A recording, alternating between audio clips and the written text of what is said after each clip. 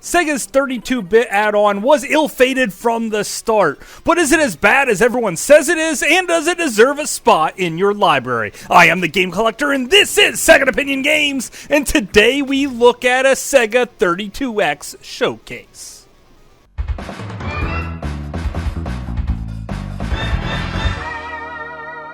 Second Opinion Games.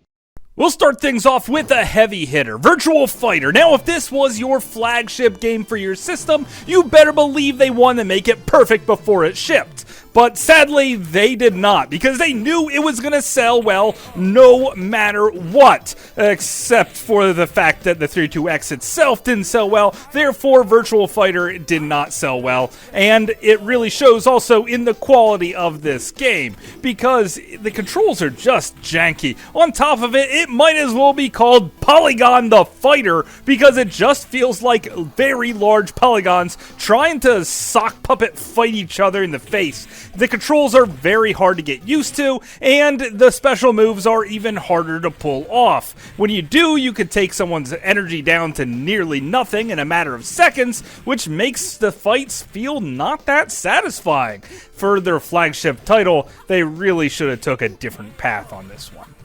Virtual Racing is a much better pick. The graphics are more refined, but there is still very large polygons everywhere, but that's somewhat the 32X's thing. It does that a lot. The colors look really nice. The draw distance is better than most of the racing games on the Nintendo 64, especially if you draw the camera out for the best possible view. The controls are surprisingly well done here as well, and there are 5 tracks to go with, and one of them even looks kind of like a butt.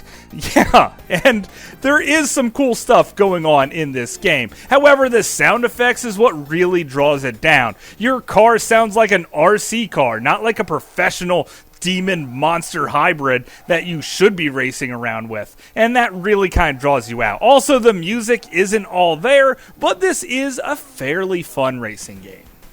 BC Racers is a Mario Kart style game, and this is one I really got excited about. I have it for the Sega CD and the 3DO, and I always enjoyed it every time I put it in, except for when I put it in for the 32X. The graphics are bright and colorful, and maybe even cleaned up and more refined over the other versions, but the sound effects are just awful, and they somehow ruined the controls of the game. I mean, this was just a port. The game was already made, and it was even made for another Sega system. How they screwed up the controls from the Sega CD to the 32X is anyone's guess.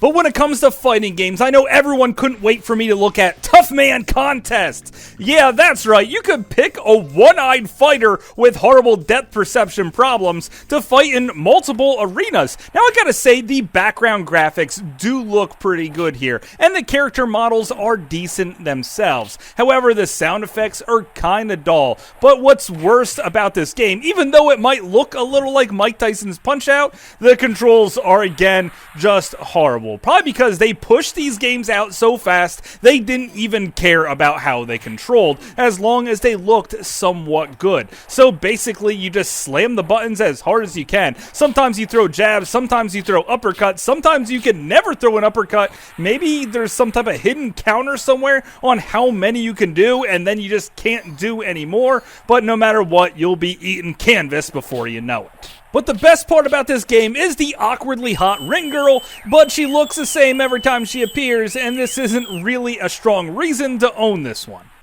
Mortal Kombat 2 is probably the best fighting game for the system.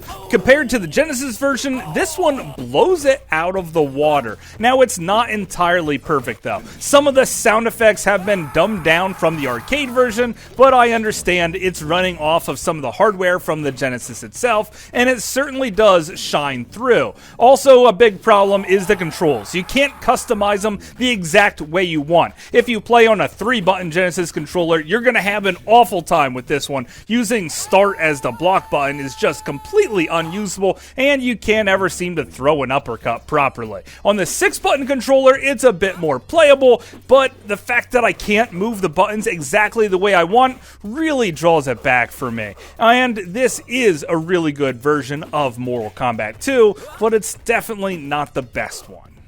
While we're in the arcades, we might as well take a look at Afterburner. Now, this was the game that everyone really wanted when they got a 32X. It was fast-moving, a super scaler, knocking down enemy fighters left and right, firing off those missiles and now gunning them with machine guns. Everything moves fast, the colors are beautiful, and it feels nearly arcade perfect, except for the fact that you're playing on a Genesis controller.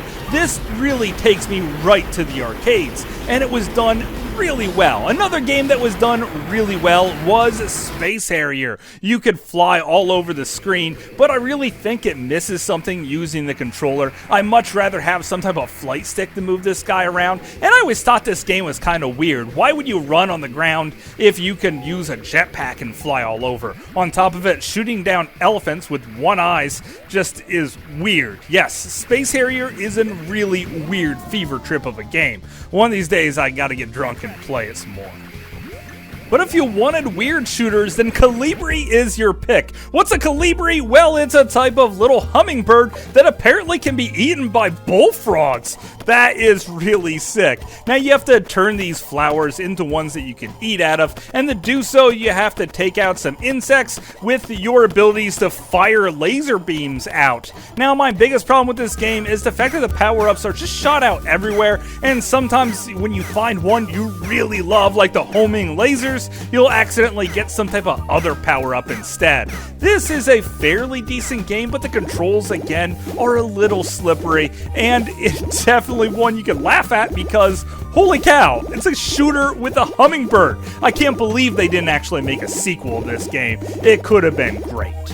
Another colorful platformer was Tempo. You play as a cricket with some music themes. You could jump really high. If you hold in the jump button, you can float down to a safe place. Double tapping forward makes your character run, which is definitely needed because Tempo usually moves very slowly. And sometimes you're going to want to move slowly because there's so much stuff going on screen at one time. You don't know what's going to hurt you and what's going to help you. You could shoot a little thing out and stun your enemies. You could also jump on their heads and make them permanently dead, and everything in this game is big and bad. I really like the way it plays overall, but sometimes the structure of the levels feels kind of weird. With them teleporting you all around, it makes it kind of confusing where you want to go to next. If they just stayed on one plane moving from right to left, this game would be probably better than it already is. But on top of it, it's still really good.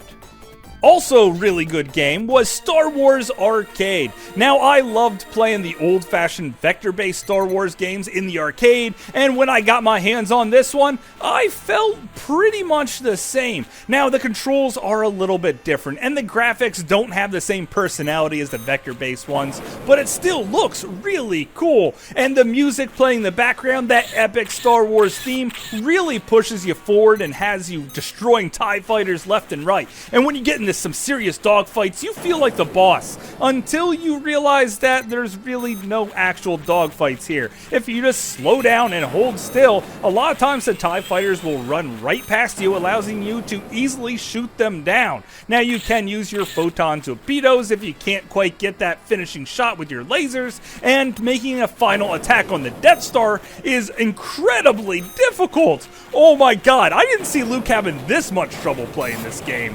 But Star Wars Arcade is still one I put in from time to time. Darkseid was a game made by people that really love Star Wars too. You pilot an X-Wing fighter through the universe, shooting down asteroids and any sentient life you might be able to find. It's also rather hard, even though your lasers are now machine guns, firing much faster than in the Star Wars Arcade game, but the controls again feel a little bit slipperier, and the fact that these missions generally have tight time limits means that you probably won't be able to work your way through the game too much before you pop in Stellar Assault. Now we have a really cool spaceship shooter. It's one of those on-rail styles this time around, with huge bombs that you could use to blow up stuff and ginormous spacecrafts just made of massive polygons. It's really satisfying. Now the 32X had a lot of these spaceship games, probably because of how easy they were to program for the system and the fact that they didn't have to put that much energy into making the game. The character models all had to be just giant blocks, and it's something the 32X can do, so we got to see quite a few of these. But let's take a look at something a little more unique. Knuckles Chaostix. Yes, it's a Sonic game, the closest thing that the 32X ever got to a true Sonic game. And what makes it unique? How about the fact that you have two characters that you play with at the same time being shackled together by some magic rings and allows your characters to be human slingshots across the screen. Now the controls here are just awkward as all hell, and I'm told that when you get the hang of this, it's actually a really fun game. After all, it's like Sonic, only a bit slower. But my pro tip is pick the B character. With the B character, you can't jump, but you could just fly to the exit really easy, using the other character as a human wrecking ball to destroy everything in your way. This is a rather interesting game, and you definitely couldn't get it anywhere else. And the bonus levels are really freaking awesome. I would just love it if there was a game made of nothing but bonus levels. And we almost got it with Virtual Hamster. Really? Oh my god, I really wish we would have got this game. You play as a polygon hamster running around a maze. Now, this is an unfinished prototype, and someone put it into a 32X game shell and then sold it on eBay, and I happened to stumble across it because it's a freaking hamster that you can play virtual. And if you jump in the two-player mode, you'll find that it doesn't work at all. Also, the controls themselves don't really work. You can't shoot. Occasionally, there is stuff for you to collect, and you can just run through these tunnels with no enemies at all, and it does give me a glimpse of what they're going for here, and I wish we would have got it. Kind of like the 32X itself. It has a glimpse of what could be great on a system that was not destined to live that long. They really should have took the assets that they used to make the 32X just to make the Sega Saturn something that much more special, but instead we got this console and a ton of wasted games that probably no one will ever play.